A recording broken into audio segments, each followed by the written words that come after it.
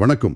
வரலாற்று தகவல்களை தேடி தெரிஞ்சுக்கிற ஆர்வம் இருக்கிற உங்களுக்காகவே பிரத்யேகமா நாங்க உருவாக்கி இருக்கிற இந்த ஆழமான வரலாற்று அலசலுக்கு உங்களை வரவேற்கிறோம். ஆமா. இன்னைக்கு நம்ம பேச போற விஷயம் ரொம்பவே சுவாரஸ்யமானது. கண்டிப்பா.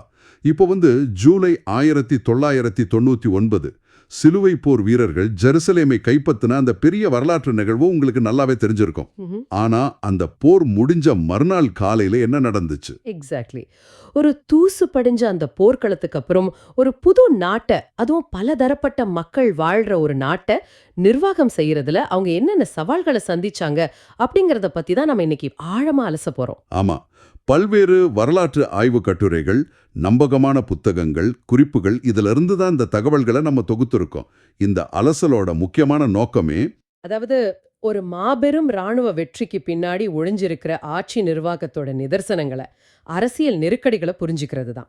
சங்கா சொன்னீங்க. இதை பத்தி பேசும்போது நாம கவனிக்க வேண்டிய ஒரு விஷயம் இருக்கு. நாம எந்த ஒரு தரப்புடைய நியாயத்தையும் பேச போறதில்ல. அதிகாரத்தை கைப்பற்ற ரெண்டு தரப்பும் கையாண்ட அரசியல் தந்திரங்களை உள்ளபடியே பார்க்க போறோம். ஆமா. ஒரு வெற்றிக்கு அப்புறம் ஜெயிச்சவங்க தங்களை எப்படி நிலைநிறுத்திக்க போராடுறாங்க அப்படிங்கிற நிர்வாக யதார்த்தத்தை மட்டுமே நாம பேச போறோம். அந்த யதார்த்தம் எந்த அளவுக்கு கடினமா இருந்துச்சு அப்படிங்கறத 1099க்கு அப்புறம் வந்த அந்த ஆரம்ப கட்ட நாட்கள்ல இருந்து நாம தொடங்கலாம். தொடங்கலாம். ஜெருசலேம் கைப்பற்றப்பட்ட பிறகு இதை யார் ஆள்வது அப்படிங்கிற பெரிய கேள்வி எழுந்துச்சு. போர்ல ஜெயிச்சாச்சு, வந்த நோக்கம் நிறைவேறிடுச்சுன்னு நினைச்சு படையில இருந்த பல பேர் அவங்க சொந்த ஊரான ஐரோப்பாவுக்கே திரும்பிட்டாங்க இல்லையா? ஆமா. அது எவ்வளோ பெரிய நிர்வாக வெற்றிடம் தெரியுமா? ஜெருசலேம், ஜாஃபா, ரம்லா இந்த மாதிரி அத்தனை பெரிய நிலப்பரப்பையும் சுத்தி இருக்கிற பெரிய அச்சுறுத்தல்களையும் சமாளிக்க அவங்க கிட்ட இருந்த படைபலம் எவ்வளோ தெரியுமா? ரொம்ப குறைவுன்னு தான் படிச்சிருக்கேன். வெறும் 300 குதிரைப்படை வீரர்களும் அதே அளவிலான காலாட்படை வீரர்களும் மட்டும்தான் அங்க தங்கியிருந்தாங்க. ஆட, 300 பேர் தானா? ஆமா. ஒரு மாபெரும் ராணுவ வெற்றிக்கு அப்புறம் கையில வெறும் 600 பேரை மட்டும் வச்சுக்கிட்ட ஒரு புதிய சாம்ராஜ்யத்தை உருவாக்குறதுங்கிறது நினைச்சு பார்க்கவே முடியாத ஒரு இக்கட்டான சூழ்நிலை. அந்த ஆரம்பகட்ட குழப்பம்ங்கிறது வெறும் படைபலம் சார்ந்த பிரச்சனை மட்டும் கிடையாது. அது ஒரு பெரிய அரசியல் நெருக்கடியும் கூட. சுத்திலும் எதிரிகள் இருக்காங்க, ஆனா தங்களை ஒருங்கிணைக்க ஒரு வலுவான தலைமை இல்ல. இந்த நிலையில தங்களுக்குள்ள ஒரு தலைவரை தேர்ந்தெடுக்க வேண்டிய கட்டாயம் அவங்களுக்கு வந்துச்சு. முதல்ல ரேமண்ட் அப்படிங்கிற ஒரு முக்கிய தலைவர்கிட்ட இந்த பொறுப்பு கொடுக்கப்பட்டுச்சு. அதாவது ரேமண்ட் ஆஃப் செயின்ட் கில்ஸ். ஆமா, அவரேதான். ஆனா சுத்தி இருக்கிற அரசியல் சூழ்நிலையையும் படைபலம் இல்லாததையும் புரிஞ்சுகிட்ட அவரு அந்த பொறுப்பை ஏத்துக்க மறுத்துட்டாரு. ரொம்ப உஷாரான ஆளுதான். கண்டிப்பா. அதுக்கப்புறம்தான் காட்ஃப்ரே அப்படிங்கிறவரை தலைவரா தேர்ந்தெடுக்கிறாங்க. அவர் அந்த பொறுப்பை ஏத்துக்கிட்ட விதமும் அதுக்கு பின்னாடி இருந்த நுண்ணிய அரசியலும் வரலாற்றுல ரொம்ப முக்கியமான ஒரு பகுதி. பாத்தீங்கன்னா, காட்ஃப்ரே பொறுப்பேத்துக்கிட்டதுல ஒரு சுவாரஸ்யமான தகவல் இருக்கு. அவர் தலைவரா பொறுப்பேத்துக்கிட்டாலும் தன்னை ஒரு அரசர்னு, அதாவது கிங்னு கூப்பிட்டுக்க திட்டவட்டமா மறுத்துட்டாரு. ஓ, அதுக்கு என்ன காரணம்? அதுக்கு அவர் சொன்ன காரணம் என்னன்னா, இயேசு கிறிஸ்து முள்கிரீடு அணிஞ்சு நடந்த அதே ஜெருசலேம் மண்ணுல தான் மட்டும் தங்க கிரீடு அணிஞ்சு அரசரா வலம் வர விரும்பலன்னு சொல்லிட்டாரு. ரொம்ப நெகிழ்ச்சியான ஒரு விஷயமா இருக்கே. ஆமா. அதனால புனித கல்லறையும் பாதுகாவலர் அப்படிங்கிற பட்டத்தை மட்டும்தான் அவர் ஏத்துக்கிட்டாரு. இது கேட்கறதுக்கு ரொம்ப ஆன்மீக ரீதியான உணர்வுபூர்வமான முடிவா தெரியலாம். ஆனா இதுக்கு பின்னாடி ஒரு பெரிய அரசியல் கலவரமே நடந்துட்டு இருந்துச்சு. சரியா பிடிச்சிட்டீங்க. அதுதான் இங்க இருக்கிற முக்கியமான அரசியல் சதுரங்கம். ஜெருசலேம ஒரு மதச்சார்புள்ள நாடா, அதாவது திருச்சபையோட நேரடி ஆட்சியின் கீழ் வைக்கிறதா, இல்ல ஒரு மதச்சார்பற்ற சாதாரண அரசாங்கமா மாத்துறதா அப்படிங்கிற பெரிய விவாதம் அங்க நடந்துட்டு இருந்துச்சு. டாமன்பர்ட் அப்படிங்கிற போப்பாண்டவரோட பிரதிநிதி ஒருத்தர் இருந்தார் இல்லையா? ஆமா, ட்வைன்பர்ட் ஆஃப் பீசா. அவர் ஜெருசலேம முழுமையா போப்பாண்டவரோட நேரடி அதிகாரத்தின் கீழே கொண்டு வர நினைச்சாரு. காட்ஃப்ரே அரசர் பட்டத்தை ஏத்துக்க மறுத்தது ட்வைன்பர்ட்டுக்கு ரொம்ப வசதியா போச்சு. ஆனா 1100ஆம் வருஷம் காட்ஃப்ரே திடீர்னு இறந்து போயிட்டாரு. கரெக்ட். அவர் இறந்த உடனே ட்வைன்பர்ட்டும் மத்த மதகுருமார்களும் அதிகாரத்தை கைப்பற்றதுக்கு முன்னாடியே மதச்சார்பற்ற ராணுவ தலைவர்கள் ரொம்ப வேகமா செயல்பட்டாங்க. அந்த இடத்துல தான் காட்ஃப்ரேயோட சகோதரரான பால்ட்வின் உள்ள வராரு. அவரு அப்போ எடசாவில இருந்தாரு. மதகுருமார்கள் சுதாரிச்சுக்கிறதுக்குள்ள பால்ட்வினை உடனே வரவழைச்சு அவரை ஜெருசலேமோட அரசரா முடிசூட்டிட்டாங்க. இது ஒரு சாதாரண நிகழ்வு இல்ல. இது மூலமா ஜெருசலேம் ஒரு மதச்சார்பற்ற லத்தீன் கிறிஸ்தவர்களோட ஆளுமைக்கு உட்பட்ட ஒரு நாடா மாறிடுச்சு.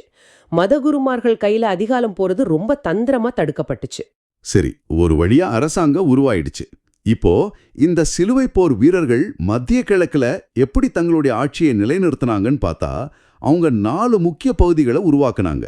ஆமா, அந்த 4 சிலுவை போர் அரசுகள். 1 எடெஸ்ஸா மாகாணம், 2 ஆந்தியோக்கியா, 3 திரிபோலி மாகாணம், 4வது தான் இந்த ஜெருசலேம் பேரரசு. இந்த 4 அரசுகளையும் உருவாக்கிட்டாலும் அவங்க சந்திச்ச மிகப்பெரிய சவால் மக்கள் தொகை பற்றாக்குறை தான். நீங்களே யோசிச்சு பாருங்க, ஒரு நாட்டை நிர்வாகம் பண்ண வெறும் படை வீரர்கள் மட்டும் பத்தாது இல்லையா? கண்டிப்பா விவசாயிகள் வேணும், வணிகர்கள் வேணும், வரி கட்ட குடிமக்கள் வேணும். ஆனா ஜெருசலேமோட நிலைமை ரொம்ப மோசமா இருந்துச்சு. போரின் போது உள்ளூர் முஸ்லிம்களும் யூதர்களும் பெருமளவுல கொல்லப்பட்டதாலேயோ அல்லது வெளியேற்றப்பட்டதாலேயோ நகரத்துல ஆட்களே இல்ல. கிட்டத்தட்ட ஒரு பேய் நகரம் மாதிரி தான் ஜெருசலேம் காட்சியளிச்சது. வெறிச்சோடி போன ஒரு நகரத்தை வச்சுக்கிட்டு ஒரு அரசனால வரி வசூல் பண்ண முடியாது, பொருளாதாரத்தையும் பெருக்க முடியாது. இதை சமாளிக்க பால்வின் ரொம்ப சிறந்த ஒரு நிர்வாக உத்தியை கையாண்டாரு. கிழக்கு மரபொழி கிறிஸ்தவர்களை பெருமளவுல ஜெருசலேம்ல குடியேற செஞ்சாரு. ஓ, ஈஸ்டர்ன் ஆர்த்தடாக்ஸ் கிறிஸ்தவர்களையா? ஆமா, மக்கள் குடியேறணும்னா அவங்களுக்கு சில சலுகைகள் கொடுக்கணும் இல்லையா? அதுக்காக மக்களோட வாழ்க்கை செலவை குறைக்கிற அதிரடி நடவடிக்கைகளை அவர் எடுத்தாரு. என்ன மாதிரியான நடவடிக்கைகள்? கோதுமை, பீன்ஸ், பருப்பு இந்த மாதிரி அத்தியாவசிய உணவுப் பொருட்களுக்கான சுங்க வரியை முழுமையா ரத்து செஞ்சாரு. அப்படியா? ஆமா, இந்த வரிச்சலுகை வணிகர்களை பெருமளவுல ஈர்த்துச்சு, சந்தைகள்ல பொருட்கள் குவியத் தொடங்குச்சு, மக்கள் குடியேற்றமும் வேகம் எடுத்துச்சு. பொருளாதாரத்தை நிலைநிறுத்தின அதே நேரத்துல பாதுகாப்பையும் அவங்க உறுதி செய்ய வேண்டியிருந்துச்சு. அதுக்காக அவங்க ஐரோப்பிய நிலப்பிரபுத்துவ முறைய, அதாவது ஃபியூடலிசத்தை இங்க அறிமுகப்படுத்தினாங்க. ஆனா ஐரோப்பிய முறைக்கும் இங்கிருந்த முறைக்கும் ஒரு பெரிய வித்தியாசம் இருந்துச்சு இல்லையா? கண்டிப்பா இருந்துச்சு. ஐரோப்பால நிலம் அப்படிங்கிறது விவசாயத்துக்கான ஆதாரம், ஒருத்தரோட பொருளாதார அந்தஸ்து. ஆனா இங்க அந்த நிலங்கள் எல்லாம் எல்லையோர பாதுகாப்பு அரங்களா, அதாவது ஒரு போர் முனையா பயன்படுத்தப்பட்டுச்சு. ஒரு பஃபர் ஜோன் மாதிரி. எக்ஸாக்ட்லி. நிலத்தை ஒரு வீரருக்கு மானியமா கொடுத்தா அவர் அந்த பகுதியை பாதுகாக்கும் முழு ராணுவ பொறுப்பையும் ஏத்துக்கணும். ஒவ்வொரு நிலச்சுவாந்தாரும் அடிப்படையில ஒரு எல்லை காவலனாதான் செயல்பட்டாரு. ஆமா, நிர்வாகம், பொருளாதாரம், பாதுகாப்புன்னு எல்லாமே மாறிட்டு இருந்த அதே வேளையில அதிகார மையங்களும் தங்களை உருமாத்திக்குச்சு. ஒரு கட்டிடம் எப்படி ஆட்சி மாற்றத்துக்கு ஏற்ற மாதிரி தம் பயன்பாட்டை மாத்திக்குது அப்படிங்கிறதுக்கு ஜெருசலேமோட அடையாளமா இருக்கிற அல்-அக்ஸா மசூதி ஒரு சிறந்த உதாரணம். சரியா சொன்னீங்க. அது ஆரம்பத்துல புதிய ஆட்சியாளர்களோட அரச மாளிகையா மாத்தப்பட்டுச்சு. அதுக்கப்புறம் புகழ்பெற்ற டெம்ப்ளர் வீரர்களோட தலைமையிடமாவும் அது உருவெடுத்துச்சு. அதிகாரத்தோட மையப்புள்ளி மாறும்போதெல்லாம் அந்த நிலப்பரப்போட முக்கியமான கட்டிடங்களும் புதிய ஆட்சியாளர்களோட அடையாளமா மாறிடுது. உண்மைதான். இந்த அதிகார பகிர்வுகளும் கட்டிடங்களோட உருமாற்றங்களும் ஒரு பக்கம் நடந்துட்டு இருக்க, இந்த அலசலோட ரொம்ப முக்கியமான அதே சமயம் ஆச்சரியமான ஒரு பகுதிக்கு நாம் இப்போ வர்றோம். அதாவது புதிய ஆட்சியாளர்களுக்கும் உள்ளூர் மக்களுக்கும் இடையிலான உறவு. ஆமா, நீங்க இந்த சூழலை கொஞ்சம் கற்பனை செஞ்சு பாருங்க. சிறுவை போர் வீரர்களை விட உள்ளூர் முஸ்லீம் மக்கள் அங்க 5 மடங்கு அதிகமா இருந்தாங்க. 5:1 அப்படிங்கிற விகிதம். ஆமா, 5.1 விகிதம். ஒரு சிறிய சிறுபான்மை குழு ஒரு மிகப்பெரிய பெரும்பான்மை மக்களை ஆட்சி செய்ய வேண்டிய கட்டாயம். இந்த நிலையில உள்ளூர் மக்கள் எல்லாரையும் எதிர்த்துக்கிட்டு வன்முறை மூலமாவே தொடர்ந்து ஆட்சி செய்யறது சாத்தியமே இல்லை அப்படிங்கிறத புதிய ஆட்சியாளர்கள் ரொம்ப சீக்கிரமாவே புரிஞ்சுக்கிட்டாங்க. இது ஏதோ திடீர்னு தோன்றின மனிதாபிமானம் கிடையாது. இது தப்பி பிழைப்பதற்கான ஒரு நிர்வாக யதார்த்தம். கரெக்ட். அந்த யதார்த்தம் ஒரு வியக்கத்தக்க சகிப்புத்தன்மையை அங்க உருவாக்குச்சு. ஆரம்ப கட்ட போர்களுக்கும் வன்முறைகளுக்கும் அப்புறம் முஸ்லிம்களும் யூதர்களோ தங்கள் மதங்களை சுதந்திரமா பின்பற்ற அனுமதிக்கப்பட்டாங்க. அதை விட ரொம்ப ஆச்சரியமான விஷயம் என்னன்னா, அவங்களுக்கு விதிக்கப்பட்ட வரிகள் இதுக்கு முன்னாடி இருந்த ஃபாத்திமேட் அல்லது செல்ஜுக் முஸ்லிம் ஆட்சியாளர்கள் விதித்த வரிகளை விட குறைவாவே இருந்துச்சுன்னு வரலாற்று ஆய்வுகள் சொல்லுது. இது ரொம்ப பெரிய விஷயம் பாருங்க. எதிரிகளா, ஆக்கிரமிப்பாளர்களா வந்தவங்க ஆட்சி நிர்வாகம்னு வரும்போது பொருளாதார ஸ்திரத்தன்மைக்காக எந்த அளவுக்கு தங்களை வளைச்சுக்கிட்டாங்க அப்படிங்கிறதுக்கு இது ஒரு சிறந்த ஆவணம். ஆமா, இந்த சகிப்புத்தன்மை எந்த அளவுக்கு ஆழமா போயிருந்துச்சு அப்படிங்கறத புரிஞ்சுக்க 12ஆம் நூற்றாண்டை சேர்ந்த உசாமா இபின் முன்கித் அப்படிங்கிற முஸ்லிம் வரலாற்று ஆசிரியர் எழுதின ஒரு குறிப்பை நாம கவனிக்கணும். அது என்ன குறிப்பு? உசாமா ஜெருசலேம்ல இருக்கிற அல்-அக்ஸா மசூதிக்கு தொழுகைக்காக போயிருக்காரு. நாம முன்னாடியே பார்த்த மாதிரி அந்த இடம் அப்போ டெம்ப்ளர் வீரர்களோட கட்டுப்பாட்டுல இருந்துச்சு. ஓ ஆமா. ஆனா அந்த டெம்ப்ளர் வீரர்கள் உசாமாவோட நெருங்கிய நண்பர்களா இருந்திருக்காங்க.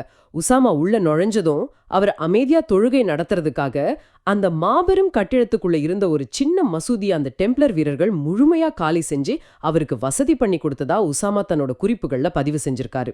ஆச்சரியமா இருக்கே. ஒரு பக்கம் பெரிய மதப்போர்கள் நடந்துட்டு இருந்தாலும் மறுபக்கம் தனிமனித உறவுகளும் நடைமுறை சகிப்புத்தன்மையும் அங்க ஆழமா வேரூந்தி இருந்திருக்கு. ஆமா, அந்த உசாமாவோட பதிவு உண்மையிலேயே அன்றைய சமூகத்தோட ஒரு வித்தியாசமான பரிமாணத்தை காட்டுது. ஆனா ஆனா இந்த இணக்கமான சூழல் சமூகத்தோட எல்லா மட்டங்கள்லயும் இருந்துச்சான்னு கேட்டா இல்ல. ஒரு மிகப்பெரிய கலாச்சாரம் மற்றும் மொழி இடைவெளி அங்க இருந்துச்சு. மொழி ஒரு பெரிய பிரச்சனையா இருந்திருக்கும். ஐரோப்பாவிலிருந்து வந்தவங்க பிரெஞ்சு மொழியோட ஒரு வகையான லாங்டாயில் அப்படிங்கிற மொழியை பேசினாங்க. ஆனா உள்ளூர்வாசிகளோ அரபு அல்லது கிரேக்க மொழியை பேசினாங்க. மொழியியல் ரீதியா அவங்க இணையவே இல்லைன்னு சொல்லலாம். இதனால நிர்வாகம், வரி வசூல், சந்தை வணிகம் அப்படிங்கிற அளவுலயே அவங்களோட தொடர்பு சுருங்கிடுச்சு. ஒரு ஆழமான கலாச்சார ஒருங்கிணைப்பு அங்க நிகழவே இல்லை. கலாச்சார ஒருங்கிணைப்பு நிகழாதது மட்டும் இல்ல, புதுசா ஐரோப்பாவிலிருந்து புனித பயணமா வந்த ஐரோப்பியர்களுக்கு ஒரு பெரிய அதிர்ச்சி காத்துட்டு இருந்துச்சு. என்ன அதிர்ச்சி? இங்க பல வருஷங்களா வாழ்ந்துட்டு வந்த உள்ளூர் லத்தீன் கிறிஸ்தவர்களோட வாழ்க்கை முறையை பார்த்து அவங்க ஷாக் ஆயிட்டாங்க. இத பத்தி படிக்கும்போது நமக்கே கொஞ்சம் வேடிக்கையா இருக்கும். ஆமா, ஐரோப்பாவோட கடுமையான குளிர்லையும் கடினமான வாழ்க்கைச் சூழலையும் மாசக்கணக்கா குளிக்காம போர்க்கவசம் அணிஞ்சு வாழ்ந்துட்டு வந்த அவங்களுக்கு மத்திய கிழக்கோட சொகுசான வாழ்க்கை பெரும் வியப்பு அளிச்சது. அது வியப்பு மட்டும் கிடையாது, அவங்களுக்கு ஒருவித எரிச்சலையே கொடுத்துச்சுன்னு சொல்லலாம். உள்ளூர் லத்தீன் கிறிஸ்தவர்கள் ரொம்ப சுவையான மசாலாக்கள் நிறைந்த உணவுகளை சாப்பிட்டாங்க. பட்டு மற்றும் ஆடம்பரமான உடைகள் அணிஞ்சாங்க. இதையெல்லாம் விட ஐரோப்பியர்களை ரொம்ப அதிர்ச்சிக்குள்ளாக்கியது உள்ளூர்வாசிகளோட அந்த பொது குளியல் பழக்கம்தான். Public paths. ஆமா, தினமும் குளியலறைகளுக்கு போய் தங்களை சுத்தமா வச்சுக்கிற வழக்கத்தை அவங்க வச்சிருந்தாங்க. இத பார்த்த புதிய ஐரோப்பியர்கள் இவங்க என்ன போர் செய்ய வந்தாங்களா இல்ல ஸ்பா வந்தாங்களான்னு கிண்டல் பண்ணிருப்பாங்க.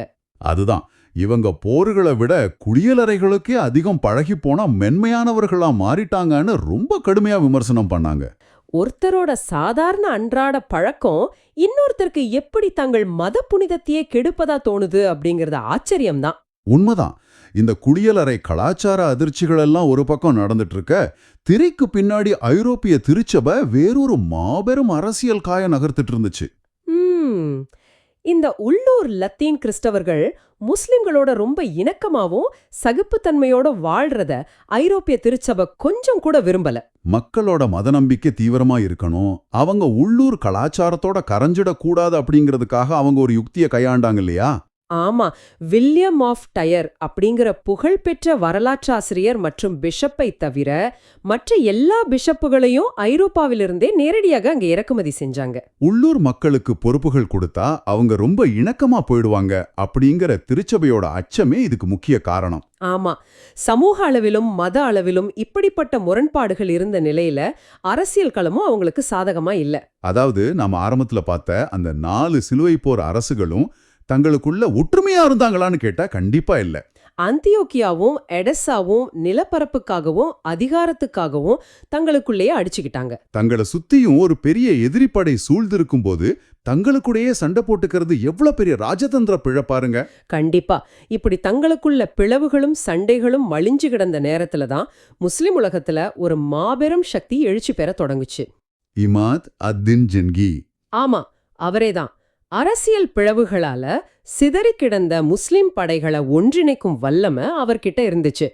அவரு சுன்னி முஸ்லிம்களோட பாதுகாவலரா தன்னை அறிவிச்சுக்கிட்டு உடைஞ்சு போயிருந்த முஸ்லிம் படைகளை ஓரணியில திரட்டினாரு. தங்களுக்குள்ள சண்டை போட்டுட்டு இருந்த சிலுவை போர் அரசுகளுக்கு ஜெங்கியோட இந்த எழுச்சி ஒரு மிகப்பெரிய எச்சரிக்கை மணியா அமைஞ்சுது. ஜெங்கியோட முதல் குறி இடசா மாகாணமா தான் இருந்துச்சு. அவர் ஏன் எடசாவை தேர்ந்தெடுத்தாரு அப்படிங்கிறதுக்கு ரொம்ப வலுவான புவியியல் மற்றும் அரசியல் காரணங்கள் இருந்துச்சு. எடசா புவியியல் ரீதியாவே மத்த சிலுவை போர் அரசுகள்ல இருந்து கொஞ்சம் தனிமைப்படுத்தப்பட்டு பாதுகாப்பற்ற நிலையில இருந்துச்சு. அதுவிட மோசமான விஷயம் என்னன்னா, அதோட ஆட்சியாளரான ஜோஸ்லின் டூ செஞ்ச ஒரு மாபெரும் இராணுவ தவறு. அவர் என்ன பண்ணாரு? எடசாவை பாதுகாக்க பொதுமான படைகளை கோட்டைக்குள்ள நிறுத்தாம தன்னோட படையோட பெரும்பகுதியை வேற ஒரு தாக்குதலுக்காக அவர் வெளியே அழைச்சிட்டு போயிட்டாரு. அடப்பாவமே. ஆமா, கோட்டை கதவுகள் ஏறக்குறைய திறந்து கிடக்கிறத தெரிஞ்சுக்கிட்டு ஜெங்கி இந்த வாய்ப்பை ரொம்ப சரியா பயன்படுத்திக்கிட்டு 1144 எடசாவை முற்றுகையிட்டு கைப்பற்றினாரு.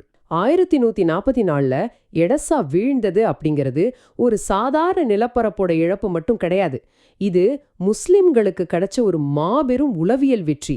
சைக்கலாஜிக்கல் விக்டரின்னு சொல்லுவாங்க. ஆமா, பல தசாப்தங்களா தொடர்ந்து தோத்துக்கிட்டும் நிலங்களை இழந்துகிட்டும் இருந்தவங்களுக்கு இந்த வெற்றி ஒரு பெரிய திருப்பு முனையா அமைஞ்சது. சிலுவை போர் வீரர்களை வெல்லவே முடியாது அப்படின்னு கட்டமைக்கப்பட்டிருந்த பிம்பம் சுக்குநூறா உடைஞ்சது. மறுபக்கம் இந்த செய்தி ஐரோப்பாவை சென்றடைஞ்சப்போ அங்க அது ஒரு பெரிய பூகம்பத்தையே ஏற்படுத்துச்சு. ஐரோப்பிய ஆட்சியாளர்கள் அதிர்ந்து போயிட்டாங்க.